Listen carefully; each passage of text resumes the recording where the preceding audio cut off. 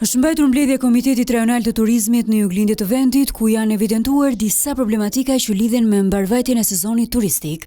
Ndërtimet pa leje dhe masat e mbrojtjes nga zjarri ishin dy nga çështjet kryesore të theksuara nga zëvendës ministri i Brendshëm Xhemal Çefalia, i cili kërkoi më shumë rigorozitet dhe kontroll nga ana e bashkive. Tu duhet të jetë një bashkëveprim i vazhdueshëm midis policisë së shtetit, inspektoriatit, bashkisë, policisë bashkiake, e cilat duhet veprojnë si një trup dhe mos ndodhja situatë siç ndodhi në Sarandë, ku individ të veçantë krijojnë shqetësime të natyrave të ndryshme. Do t'ju lutesha kryetarëve të bashkisë, por edhe inspektoriateve përkatëse që të kenë një bashkëpunim me qëllim që të mos kemi fenomene të zjarreve nisur dhe nga temperaturat e larta që ka sezoni veror. Më shumë koordinim me strukturave lokale, veçanërisht për administrimin e plazheve publike, kërkoi edhe prefekti i Qarkut Korç, Florinda Zegullaj.